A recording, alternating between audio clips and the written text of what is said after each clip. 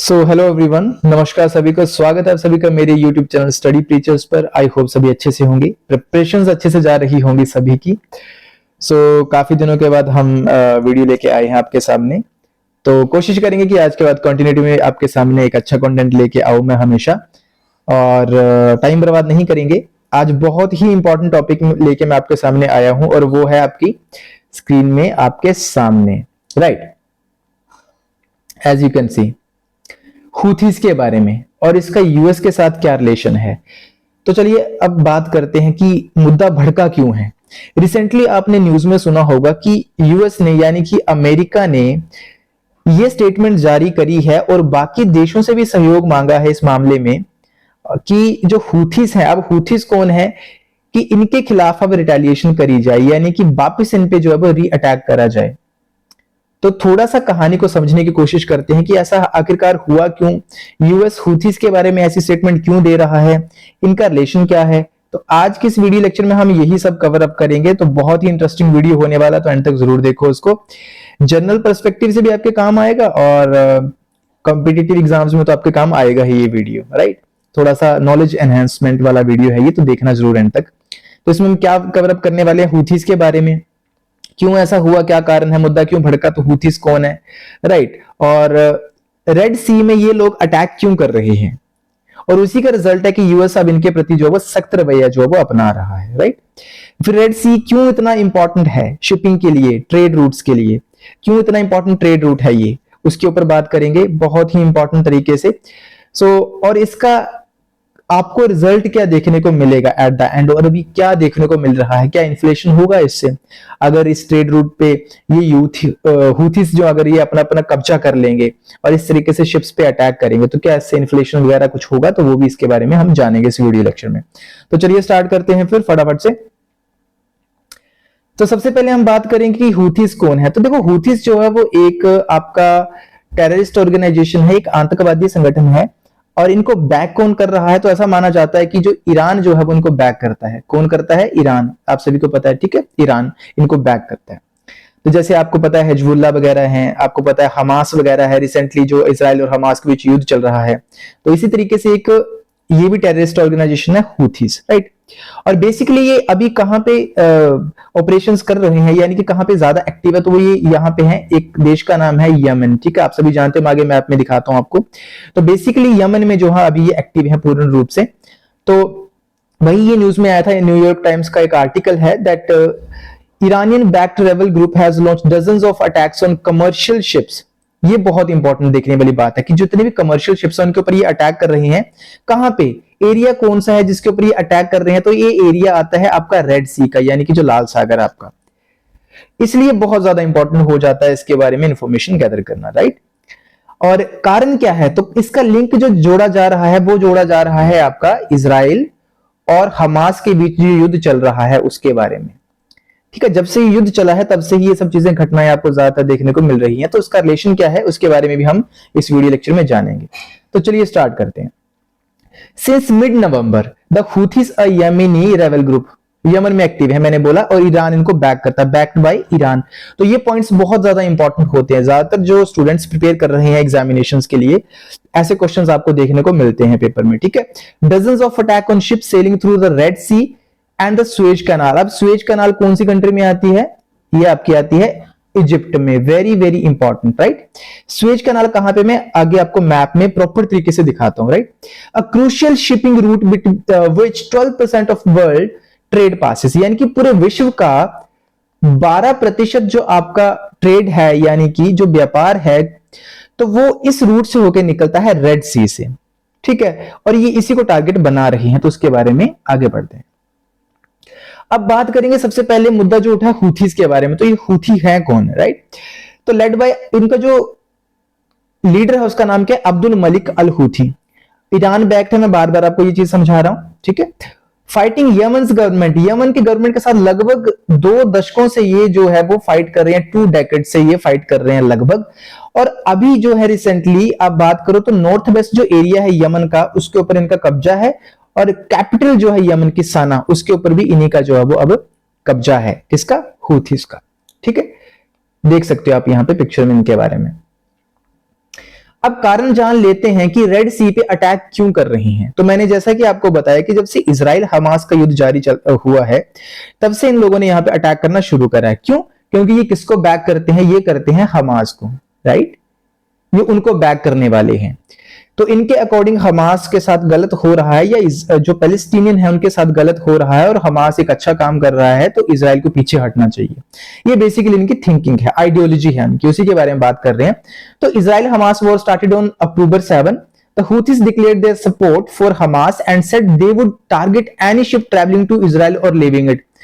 Clearly statement दी है इन्होंने कि कोई भी जहाज यदि इजराइल को जाता है या इजराइल से वापस आ रहा होगा तो हम उसको टारगेट करेंगे, ठीक है। लेकिन अब इनको पता तो नहीं होगा इस बात का, तो जो भी शिप निकल रहा है तो मैक्सिमम चांसेस आर देयर कि ये उसको टारगेट कर रहे हैं अपना, ठीक है। रिसेंटली भी ऐसी एक्टिविटीज देखने को मिली हैं।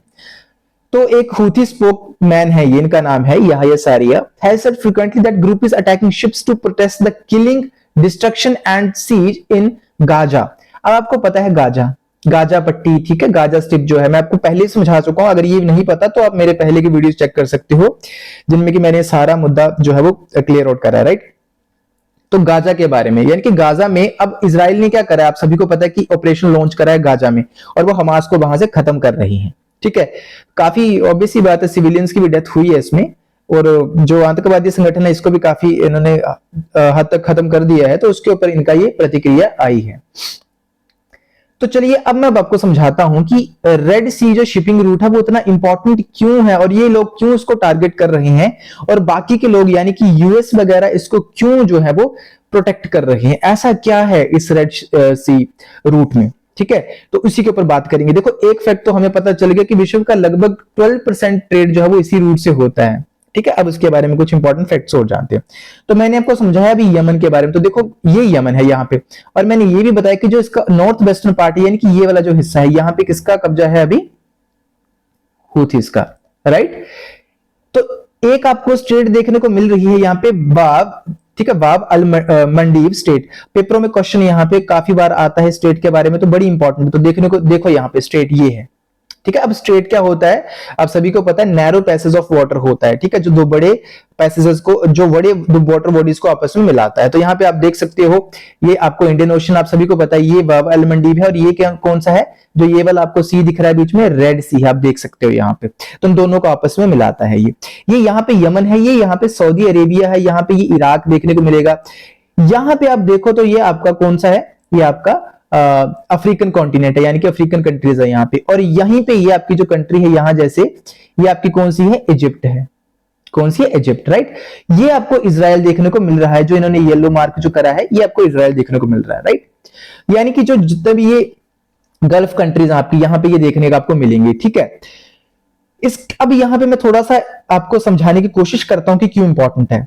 लेट सपोज यहाँ पे आप चेक करो जरा, ये यहाँ पे हमारा भारत है, दिस इज इंडिया, है ना।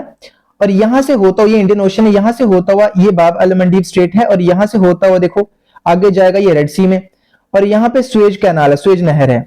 यहाँ पे देखो जरा, यहां जैसे है आपकी स्वेज नहर यहाँ पे, राइट। ये देखो ये स्ट्रिप जो जा रही है ना यहाँ पे वाटर की, यहाँ पे, और यहां से डायरेक्टली ऊपर कौन सा है, मेडिटेरेनियन सी, यानी कि भूमध्य सागर। तो लाल सागर और भूमध्य सागर को आपस में जोड़ने वाली जो है वो स्वेज कैनाल है, स्वेज नहर, जो कि इजिप्ट में प्रेजेंट है, ठीक है। तो ये लोग यहाँ पे टारगेट कर रहे हैं। अब ऑब्वियस सी बात है, यहीं से होके मैक्सिमम शिप्स निकलती हैं। क्यों? क्योंकि भाई जो रूट है वो शॉर्ट है। लेट सपोज इंडिया से, मैं थोड़ा सा आपको आगे समझाता हूं, यहां पे देखना जरा, फिर वापस उस पे आते हैं। यहाँ इंडिया से लेट सपोज कोई शिप गया, लेट्स सपोज ये शिप गया, तो अगर इसने यहां पे जाना है, ये जिब्राल्टर दिख रही है आपको, जिब्राल्टर स्टेट है, ये आपका बेसिकली मेडिटेरेनियन सी और इंग्लिश चैनल है यहाँ पे, उनके यहाँ पे आसपास है ये। तो अगर कोई शिप यहां से होके जाती है, तो इसने लेट्स सपोज यहाँ पे जाना है, यूरोप में ऊपर जाना है, ठीक है, क्योंकि मेडिटेरेनियन सी के नीचे आपको पता है ये साउथ आपका अफ्रीकन कॉन्टिनेंट है, और इससे ऊपर जो है वो आपका कौन सा है, वो यूरोपियन कॉन्टिनेंट है, यूरोपियन महाद्वीप, ठीक है। तो हम डायरेक्टली शिप को यहां से भेजेंगे, वो स्वेज कैनाल को यहां से क्रॉस करेगा और डायरेक्टली आपका भूमध्य सागर से होते हुए यूरोप को टच कर जाएगा, टाइम बचा। लेकिन सोचो अगर ये बंद हो जाए हमारा रूट, जैसा कि पीछे जैसे भी स्वेज नहर ब्लॉक हो गई थी एक शिप के कारण, तो यहां से जहाज को इंडिया से अगर उसने जाना है तो वही यहां से होते हुए आएगा, यहां से या फिर यहां से होते हुए आएगा, ठीक है। ये आपका मेडागास्कर है, मेडागास्कर आइलैंड, ठीक है, या यहां से होते हुए आएगा और यहां से केप ऑफ गुड होप जो रूट है वहां से होते हुए, यानी कि केप ऑफ गुड होप कहां है, जो अफ्रीकन कॉन्टिनेंट का सबसे सदर्न मोस्ट पॉइंट है, यहां पे देखो जरा, वहां से होते हुए जाएगी शिप, फिर वापस जाके यहां से होते हुए यहां पे जाके आपकी लंदन वगैरह या यूनाइटेड किंगडम आपकी पहुंचेगी। तो इसमें सोचो आपका लगभग 4000 माइल जो वो एक्स्ट्रा पड़ता है, और उसको कवर अप करने के लिए लगभग 10 दिन आपको एक्स्ट्रा चाहिए। सोचो 4000 माइल एक्स्ट्रा कवर करने के लिए 10 दिन एक्स्ट्रा लगेंगे, तो फ्यूल भी तो भाई एक्स्ट्रा लगेगा, फ्यूल की कॉस्ट बढ़ेगी, तो फ्यूल कितना महंगा है। तो एक रिपोर्ट के मुताबिक अगर मैं Asia to Europe, Asia to Europe एक राउंड ट्रिप की बात करूं ना मैं अगर, तो अगर वो भी केप ऑफ गुड होप से अगर लगाया जाए तो लगभग एक्स्ट्रा $1 मिलियन, ध्यान से देखना इस बात को, $1 मिलियन का एक्स्ट्रा फ्यूल लगेगा अगर आप ये वाला जो रूट है अगर ये ब्लॉक हो जाता है तो। और यही इनका मेन टारगेट है हूथीज का। तो अब आई होप आपको समझ आया होगा फंडा इसका कि क्यों इतना इंपॉर्टेंट है पूरे वर्ल्ड के लिए, और यूएस इसको क्यों बैक कर रहा है, यूएस क्यों इसको बचाने की कोशिश कर रहा है, और यूएस क्यों उनको टारगेट करने की बात कर रहा है। और हालांकि ब्रिटेन ने भी यूएस के साथ इसमें दिया है कि हम हाँ भाई टारगेट करेंगे इनको, क्योंकि ऑब्वियस सी बात है सभी का पूरा जो ग्लोबल ट्रेड है भाई उसके ऊपर फर्क असर पड़ेगा, ठीक है। तो अब चलते हैं जरा पीछे वापस यहाँ पे। आई होप आपको इतना कहानी समझ आई होगी कि रेड सी क्यों इतना इंपॉर्टेंट है। तो आई होप यहां से ये चीज आपको पता चली होगी क्यों ये रूट इतना इंपॉर्टेंट है आपके लिए, ठीक है। थोड़ा सा फैक्ट्स देखते हैं यहाँ पे। Suez canal handles about 12% of the global trade, obvious सी बात है। एंड जो बाब अल मंडीब जो आपके स्टेट है 30 किलोमीटर वाइड है, तो यहां से आपका जो जितना भी आपका यहाँ पे यूरोप और एशिया के बीच आपका आप लगभग देख रहे हो वो ट्रेड यहीं से होता है, ठीक है। And the route also provides a vital passage for shipment of oil from Persian Gulf to Europe and North America.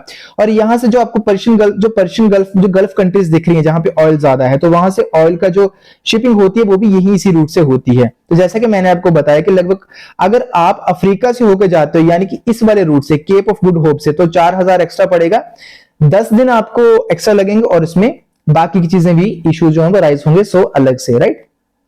तो चलिए भाई अब इसका होगा क्या, इसका कारण होगा क्या, देखो इससे क्या होगा। Could it drive up inflation, क्या महंगाई बढ़ेगी, ऑब्वियस ही बात है।